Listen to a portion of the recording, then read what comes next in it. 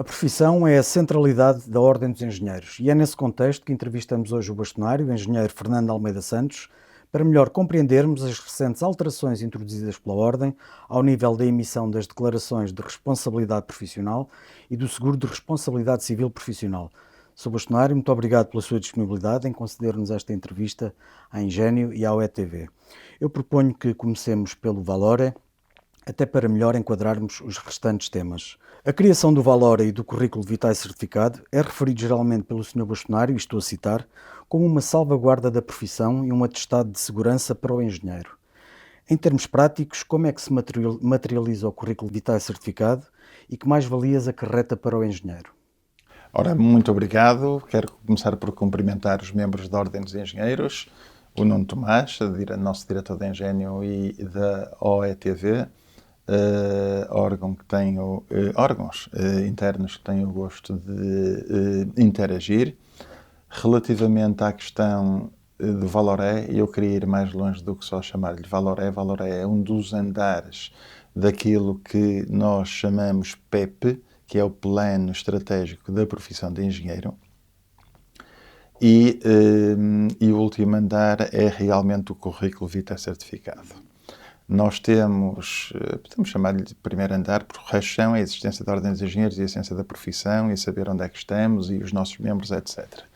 Nós, entre 2005 e 2015, nos mandatos que foram presididos por anteriores bastonários, desenvolvemos os atos de engenharia por colégio, e isso deu-nos margem de manobra e capacidade e chamamos a isso o primeiro andar da profissão, o primeiro elo dos quatro, deu-nos capacidade para, entre 2016 e 2019, conseguirmos, baseado nesses atos, determinar as competências dos engenheiros. Se nós pensarmos que temos engenheiros nível 1, que são os engenheiros que entram licenciados pós-Bolonha, ou equivalente. Temos engenheiros N2, são aqueles que são os licenciados pré-Bolonha ou os mestres pós-Bolonha.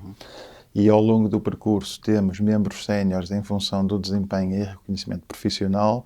Nós temos aqui 3 níveis de hierarquização de competências que não conseguimos indexar aos atos. Então, o que é que nós fomos fazer? Baseado na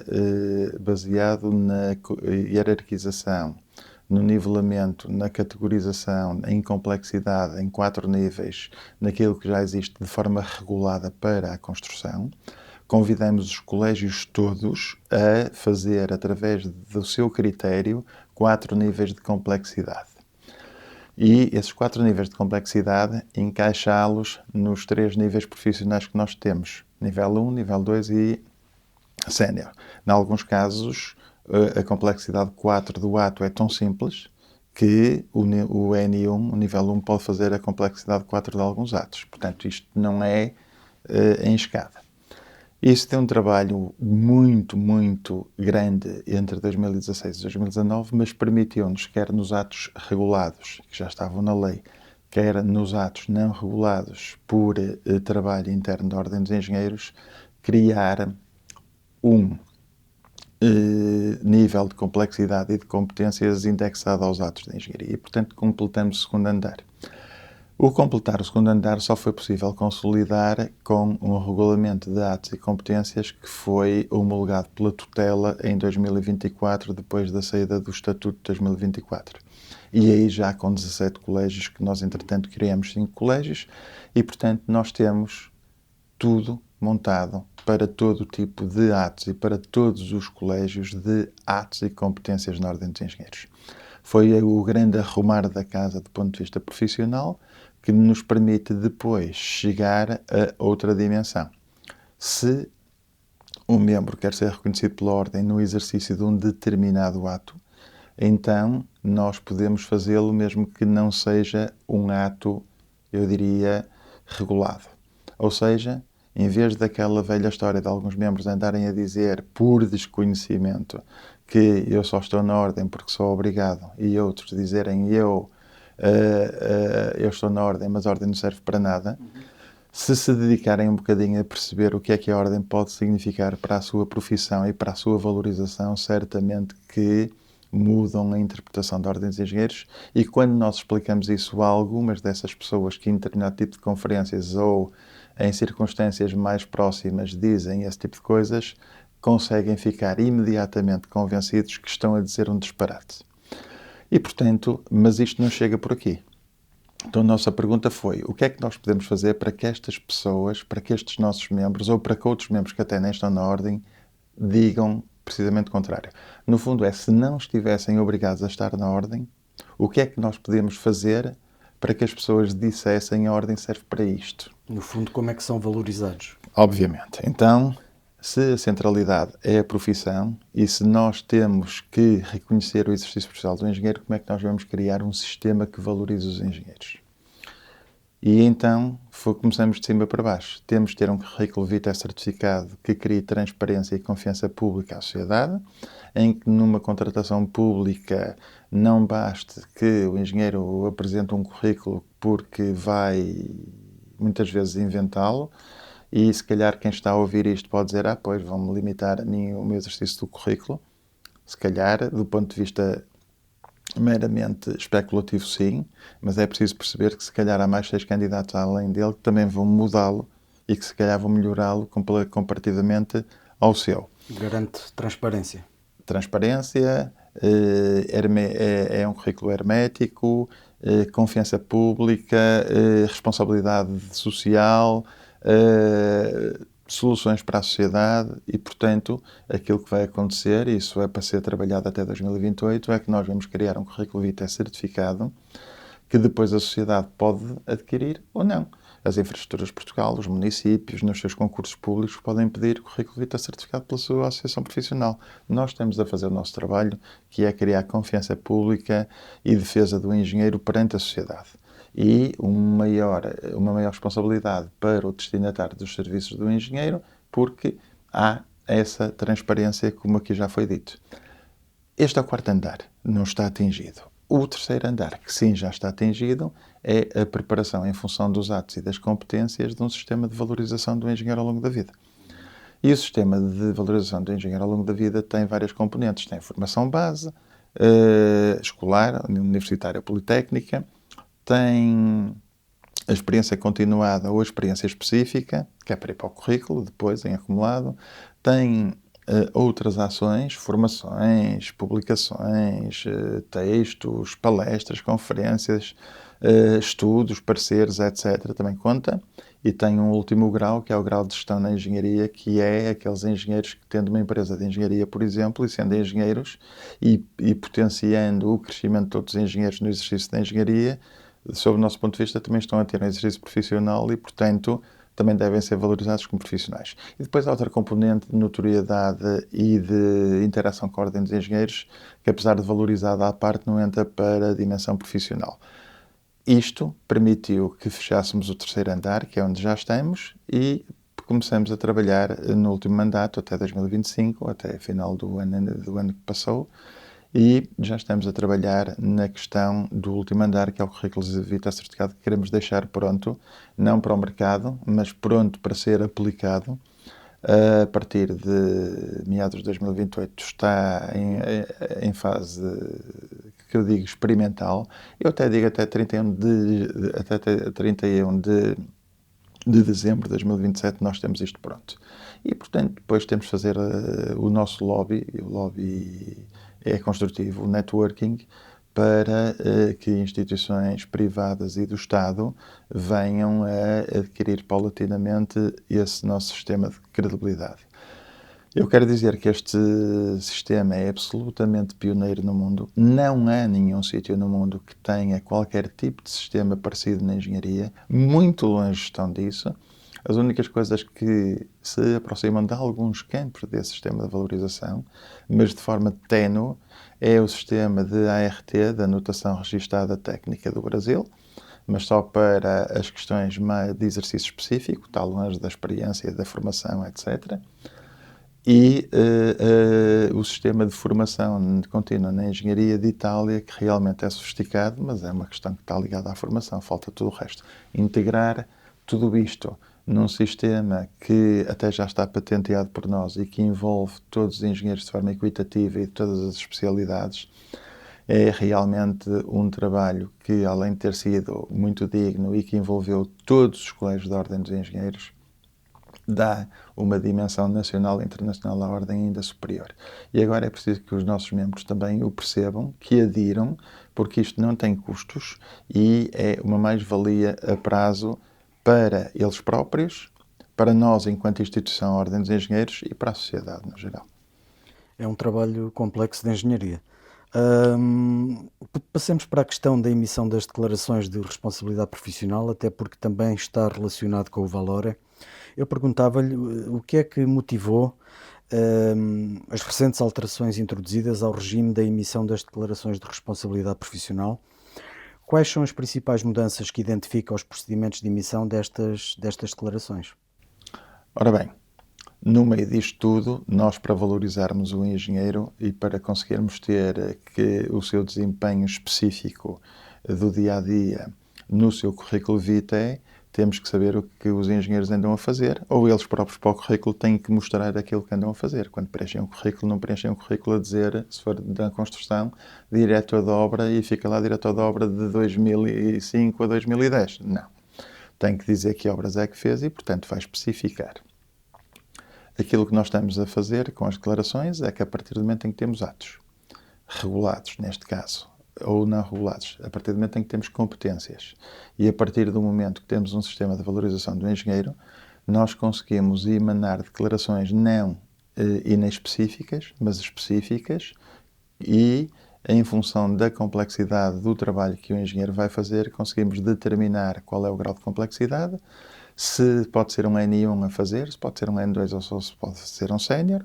Em função disso, isso vai automaticamente para um currículo vitae certificado, para a base do currículo vitae certificado, a vermelho, porque ainda está a começar o trabalho, está a pedir a declaração para começar um trabalho, e só consolida a preto, ou a azul, ou a verde, conforme se lhe queira chamar, quando termina. Ou seja, está no currículo a vermelho, em frequência, mas só passa para consolidado depois de terminar o trabalho. Portanto, se eu pedir uma declaração de 2 anos por uma direção de obra, numa obra tantos que é de complexidade média, tem uma valorização automática.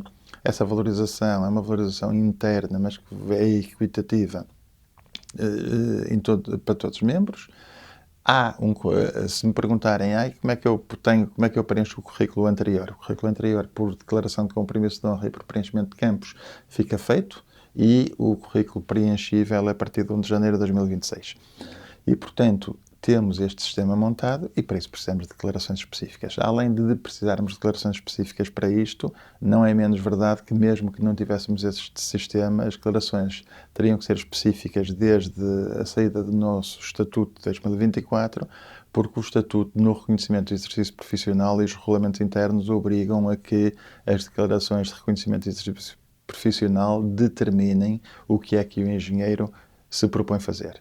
Aquilo que não quisemos fazer, porque percebemos que isso ia originar uma série de declarações por ano, mais que uma declaração por tipo de intervenção que o engenheiro faz, foi preocupar-nos em que o engenheiro não tivesse mais gastos por declaração que o que tinha anteriormente. Há coisas muito pequeninas, parecer, se calhar, um engenheiro faz 100 estudos por ano e teria que ter 100 declarações. E tem que ter 100 declarações. Não tem é que pagar as 100 declarações. Tem que pagar a primeira e fica válida depois para as outras todas durante pelo menos um ano.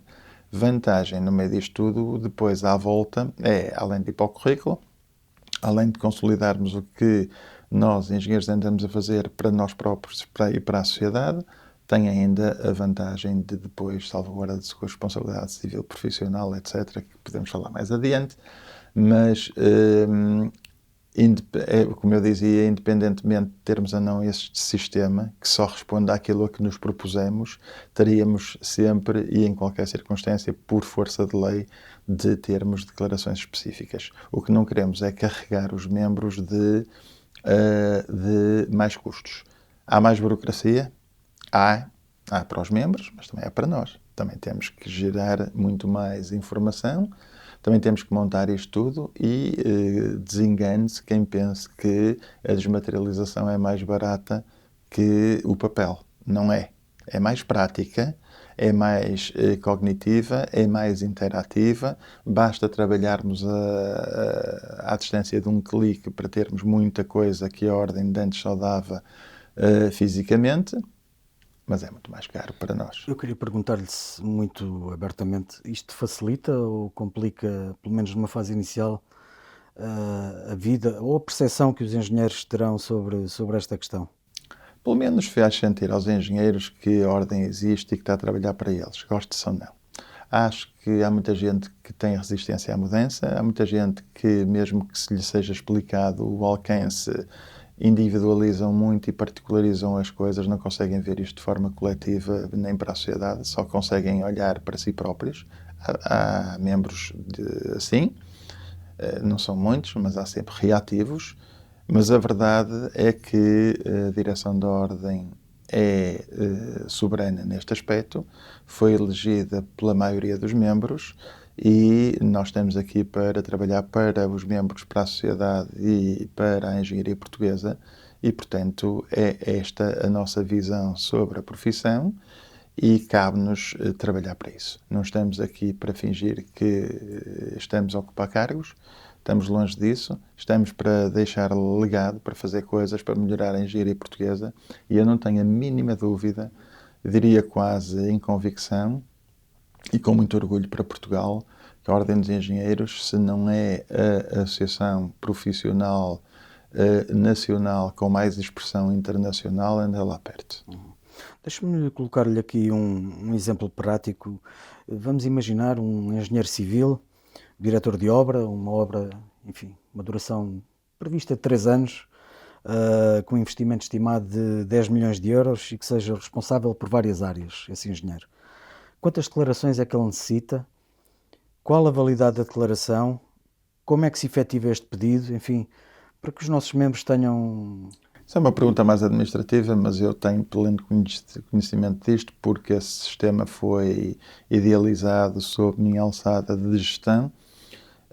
Embora eu aqui diga que nós, Conselho Diretivo Nacional, gostemos mais de ser governo do que propriamente managers ou gestão, mas a verdade é que um membro que hoje, à data de hoje, no mês de fevereiro de 2026, precise de uma declaração que o reconheça por 3 anos, pede-a no sistema SIGOI na internet, como diretor de obra, diz qual é a obra, por mais que tenha muitas coisas a fazer dentro da obra, é diretor de obra, portanto já é o responsável máximo da obra, não está em causa, e pede-a.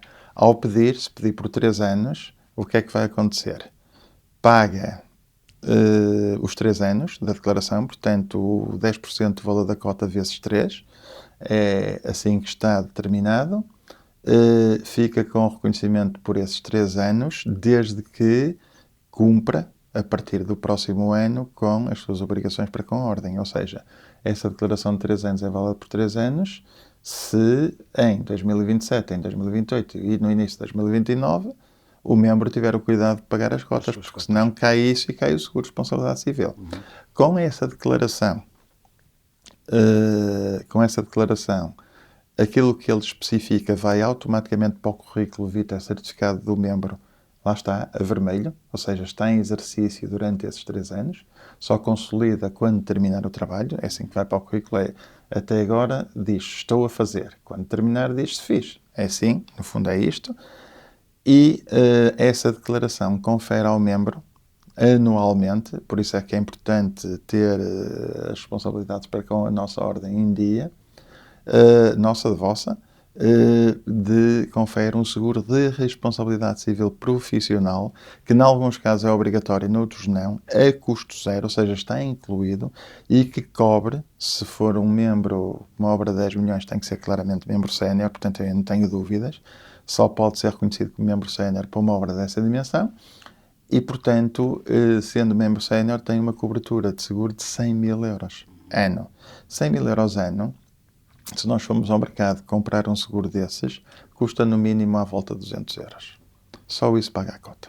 Mas nem sequer é por isso que nós estamos a fazer isso. Nós o que queremos é dar melhores respostas, mais bom desempenho a tudo aquilo que é a intervenção do nosso engenheiro. Estamos, inclusivamente, nos que responsabilidade civil profissional, a tentar trabalhar para 2027 o aumento de cada uma destas questões em cerca de 50%. Ou pelo menos que o membro normal seja salvaguardado com 100 mil euros, o membro sénior com 150 mil e o especialista, que tem que ser sénior, especialista com 200 mil. Mas para já a escala é 75, 100, 125 mil e mesmo assim já é muito diferente do que era quando aqui chegamos há 6 anos, em que havia um seguro de responsabilidade civil indiferenciado, praticasse a profissão ou não, de 10 mil euros por cada membro. E aquilo que nós fizemos não foi mudar isto e dizer, não, nós vamos criar um seguro de responsabilidade civil profissional simbólico a todos os membros, só para dizer que existe, mas é simbólico. E quem efetivamente mostrar que exerce a profissão tem um aumento exponencial da cobertura e foi isso que nós fomos fazendo, tem crescido, temos feito esse esforço. Esse seguro de grupo custa à Ordem dos Engenheiros mais de uma centena de milhares de euros e, portanto, mas sentimos que é bem investido em prol dos membros. Obviamente que nós temos mais custos com isto tudo, mas também temos muito melhores respostas ao longo dos últimos 10, 15 anos na Ordem dos Engenheiros e eu penso que isso está à vista. A Ordem dos Engenheiros hoje em dia é uma associação profissional que está muito mais na mente de todos os membros que tem estado na década anterior. Isso tem a ver com uma afirmatividade que nós queremos dar à nossa profissão de engenheiro e é isso também que nos move. Falou no seguro de responsabilidade civil profissional. Como é que a Ordem estava neste campo? Pode elencar as principais alterações que foram agora introduzidas? Nós tínhamos, neste momento, o que é que nós tínhamos? Nós não tínhamos a profissão organizada. Como aqui já foi dito, a centralidade da Ordem dos Engenheiros é a profissão, é uma associação profissional, só existe porque existe a profissão de engenheiro e, portanto, nós entendemos que tínhamos que pôr o foco muito na profissão. Sentíamos que não estava tanto quanto seria desejável e agora estamos a pôr tudo e a potenciar tudo no lugar onde a Ordem dos Engenheiros devia estar perante os membros e perante a sociedade. A questão do seguro de responsabilidade civil vem nesta senda, ou seja, como eu já disse aqui, apanhamos uma Ordem dos Engenheiros, isto antes de eu ser vice-presidente, né, nem tem a ver com o ser bastonário, em que o seu responsabilidade civil profissional era pura e simplesmente para todos os membros de 10 mil euros. E nós gastávamos dinheiro nesse seguro de grupo, com fornecedor de seguros, até porque era obrigatório prestarmos um seguro de responsabilidade civil profissional aos membros, já no estatuto anterior ou anteriores, mas, na verdade, a maior parte das pessoas não sabia que existia seguro, não interagia com a Ordem, não precisava de declarações da Ordem e, portanto, esse seguro só era um gasto para a Ordem dos Engenheiros. Nós percebemos que só cerca de 15 mil pessoas, na altura até menos, só cerca de 10 mil pessoas é que pediam, ou menos 10 mil pessoas membros pediam declarações à Ordem dos Engenheiros, e nós já tínhamos cerca de 50 mil membros, hoje somos 65 mil, e pensamos assim, só 20% dos nossos membros é que pedem declarações e nós temos a ter um custo de 100% dos membros para as declarações. E se nós pegássemos neste valor todo de que pagamos ao seguro e se entrássemos naqueles que realmente exercem a profissão, dos 20%, aumentou largamente logo o espectro de cobertura. E, portanto, esse foi o primeiro exercício. Perguntamos à seguradora se havia possibilidade de fazer isso dessa maneira. Ou seja, através de uma ponderação da intervenção do exercício profissional, a seguradora, lá está, mudanças. Num primeiro momento mostrou-se algo resistente à mudança, é como tudo, é como as declarações aqui, mas a médio prazo percebeu, como os membros perceberão nas declarações, muitos deles já perceberam, principalmente das faixas mais novas, perceberão que a longo prazo isto traz vantagens muito grandes para si próprios e a questão dos seguros foi a mesma coisa. Ou seja, a partir de um determinado momento, muita legislação, para além de contratação pública que existe, começaram a exigir seguros de responsabilidade civil. Para Iteditur é obrigatório uma emanação de seguro de responsabilidade civil de 50 mil euros, para combustíveis é 250 mil euros e por aí fora. E, portanto, nós, curiosamente, já cobrimos praticamente todos os seguros obrigatórios da intervenção individual do engenheiro, menos a de combustíveis, mas mesmo assim já cobrimos 100 mil se for membro sénior e, portanto, o membro só tem que fazer um upgrade de diferencial que é 150 mil, em vez de pagar 700 euros por um seguro, paga se calhar 300 pelo diferencial. É uma vantagem muito grande que nós estamos a pôr ao serviço dos membros. E começamos com 50 mil para membros, com 75 mil para membros séniores. Neste momento já é mais 25 mil em cada uma destas dimensões e queremos ir mais longe. É um trabalho que vai sendo feito de forma paulatina, mas que permite uma salvaguarda de intervenção do exercício profissional ao membro muito interessante. E com uma vantagem também muito particular, é que isto é aplicável a todos os membros da Ordem dos Engenheiros que trabalhem, quer seja em Portugal, quer seja em todos os países do mundo, à exceção dos Estados Unidos e Canadá.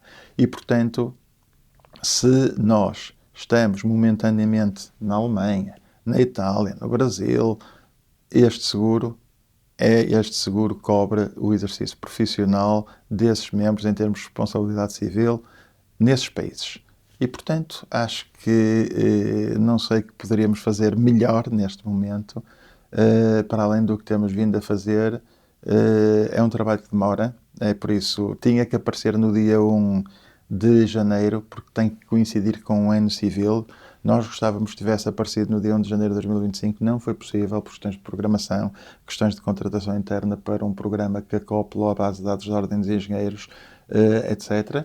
E também sabíamos que, ao entrar no dia 1 de janeiro de 2026, um bocadinho de repente, é verdade, porque senão só entrava no dia 1 de janeiro de 2027, se calhar recolheu de surpresa alguns membros, admito que sim.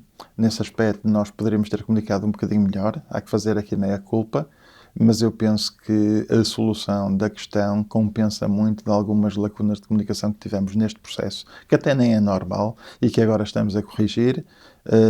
Já houve uma declaração do bastonário, já houve palestras dos presidentes regionais e, portanto, críticos haverá sempre. Nós não podemos agradar nunca a toda a gente, sabemos que há sempre que há pessoas que, por mais que até gostem disto, não gostam de mudar de opinião, e nós temos essa noção. Mas também sabemos que é uma minoria. Sr. Bastonário, muito obrigado pela sua Muito obrigado. disponibilidade, foi um gosto.